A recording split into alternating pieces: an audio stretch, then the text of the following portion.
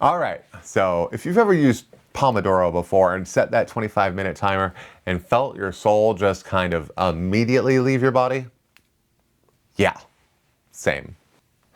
Let's fix that. All right, welcome back. This is the third video in kind of our Pomodoro mini arc starting off this channel. If this is your first time here, welcome. The quick recap is in video 1, we went over the 10 to 3 Pomodoro method that we are going to be using on this channel as kind of a default. 10 minutes on, 3 minutes off. You don't have to take breaks if you're in the zone. That's the quick and dirty method. If you want to watch the whole thing, we'll wait here for you. No big deal. In video 2, we take that method, we applied it to a workflow for our first YouTube video, and hopefully everyone here who watched that video got their first video out the door. And if so, congratulations, yay. And now here's video 3, where I'm going to hopefully deliver on the promises I've made in videos 1 and 2 about a deep dive into variants and other helpful tips for Pomodoro for people like us. Now, this isn't Pomodoro 101. I'm not going to be going into the standard stuff other than to say why it doesn't work for us. This is going to be for our ADHD version. This is kind of like an extracurricular course. Now, section 1, why standard Pomodoro fails ADHD brains.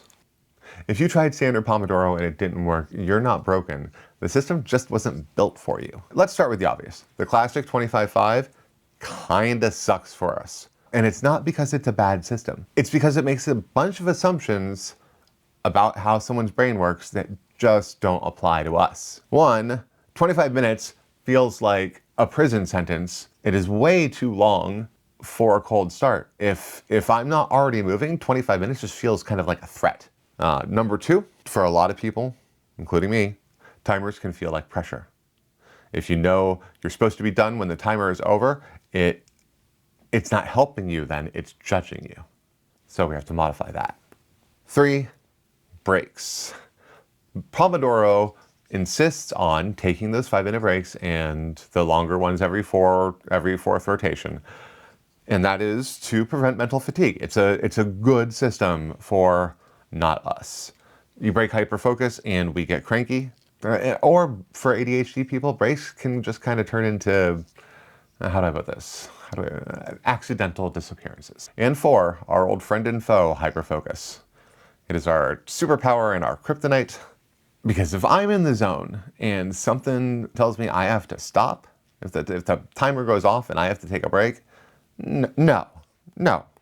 My brain will react like you just pulled me off a moving roller coaster as it was going on a loop.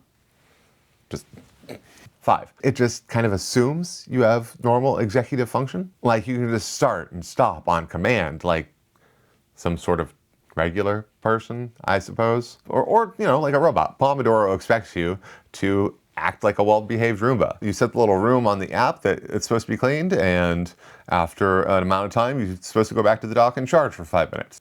We behave more like a Roomba that when you go and check on it, it's not on the map, it somehow got into the neighbor's house, managed to arm itself with a steak knife, and no one and nothing can stop it. Our brains just go wherever they want.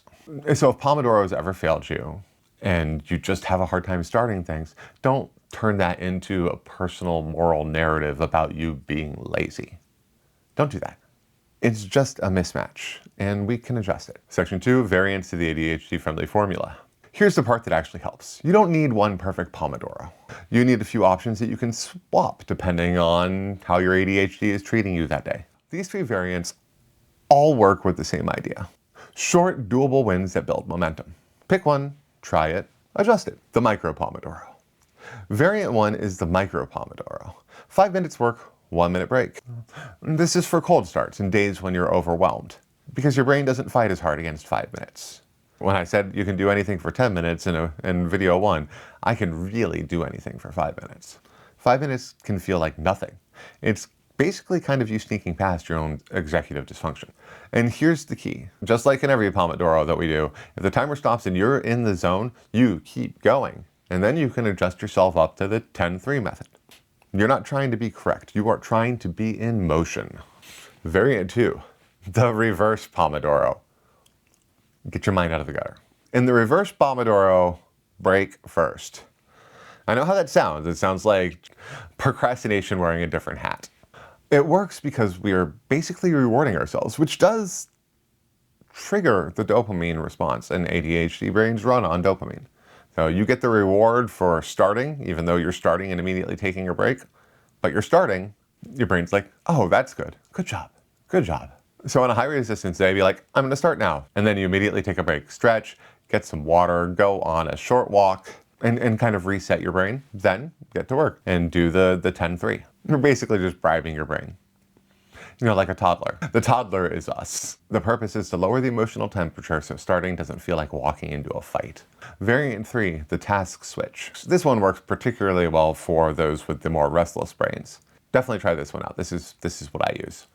You go 10 minutes one task, 10 minutes a different task, and then you take your break. For creators, since there's so many things involved in putting a YouTube video out there, scripting, or the planning, the actual shooting, the editing, and then stuff like thumbnails and titles and SEO research and all of that. So many different hats we can wear. So you do 10 minutes of one task and 10 minutes of another. It gives your brain the variety and the novelty it needs. Then you take your 3 minutes, unless of course you're in the zone, in which case keep going. That's always the rule. It feels way less suffocating than trying to do one thing for 25 minutes. So you're being productive. You're just giving your brain novelty on purpose. Regardless of which variant you choose, here are the 2 universal rules that make ADHD Pomodoro work for you. 1, and I mentioned this already, but I can't emphasize it enough, timers are check-ins. They are not stop signs. Do not stop if you're in the zone because the timer beeped. Momentum is king for ADHD. Ride that hyper-focus wave. The timer is there to help you notice when maybe you aren't doing anything, to pull you out of being distracted. Or just kind of to check in on you. If you're feeling close to being burnt out, take a little bit of a break. I've described it before as guardrails to keep you from going off a cliff, and I stand by that. The timer is there to help you, not to stop you. It is there to just keep you where you're supposed to be going. So when it goes off, you say, am I good? And if yes, go. Rule 2, when you do take a break, it's got to be a closed loop. It has to have a defined start and stop. Nothing open-ended. You do not open your social media feed. You do not open your Reels feed. A closed loop is something that ends by itself. It has a finish line. So like a walk around the block, or you get a drink of water, or you do a little chair yoga or some stretching. Breaks aren't for your entertainment. They're for knocking the cobwebs out and clearing up your brain so you can get back to it. Here are 3 tweaks that you can stack on top of any of these Pomodoro styles. You might not need all of them. You might want all of them. This is an everyone is different situation, and there's no one size fits all. But these can be the difference between I tried and I finished. So you probably heard of this, maybe even practice it. The first thing, body doubling. Have someone you are working with, not them working with you, just kind of they're in the room like a cat. Or maybe you are just on a call with a friend, but you're not talking about anything. They're just kind of with you while you work. That gives us external accountability. And ADHD brains love external accountability because we don't like being accountable to ourselves. 2, environmental anchors. This is kind of like a Pavlov's dog situation. If you always light a candle or turn on a specific kind of background music, or sit in the same chair in the same spot and only do that then, your brain will start to associate that with working, and it will make it easier for you to work. It gives your brain a cue, and it's small, but it just has to be consistent. And your brain's like, oh, we're doing this thing now. Tiny sensory cues kind of, they rev the engine, they lower the activation cost. Tweak or upgrade or booster or whatever you want to call it. 3, rewards. You can pretend like you are in a Chuck E. Cheese. You finish a 10-minute task, give yourself a token. And then don't spend days working out some sort of system, but just, define some treats that you can get with a token, 1 token, 2 tokens, maybe even 3. So ADHD brains run on dopamine, and this will spike it hard. So say coffee is a token, or a bag of chips is 2. Chocolate, 5 minutes playing a game, 5 minutes playing a game. Let me stress that. Chocolate. Did I already say chocolate? Chocolate. If your brain needs a treat to do something boring, Give your brain a treat. This isn't bribery. It's self-care. It's maintenance. You are getting it done. So this last thing, there is no one correct Pomodoro. There's only the one that you'll actually use. These are the questions that you should ask yourself to kind of build your own personal Pomodoro. This will help you figure out times and what variant or what boosters you might want to use. 1, how long before I get fidgety? Like before I have to do something like take a walk or stretch, if you're that kind of ADHD. Most of us are. A lot of us are. And then how long before I get bored? That's number 2.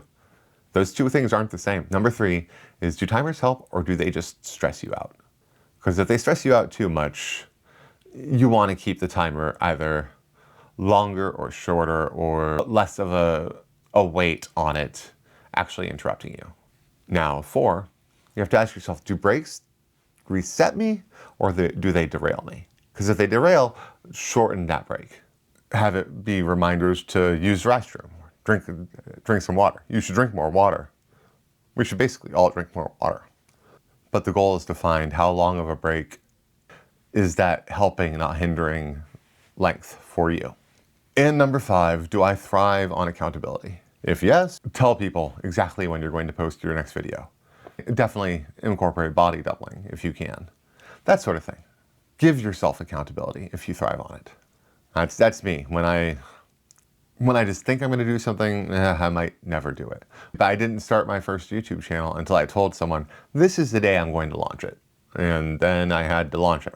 So if you answer these questions honestly, your Pomodoro system basically kind of builds itself. So that's the ADHD Pomodoro, not the rigid version, the realistic one. If it helped your brain feel a little less chaotic, awesome. That's the goal.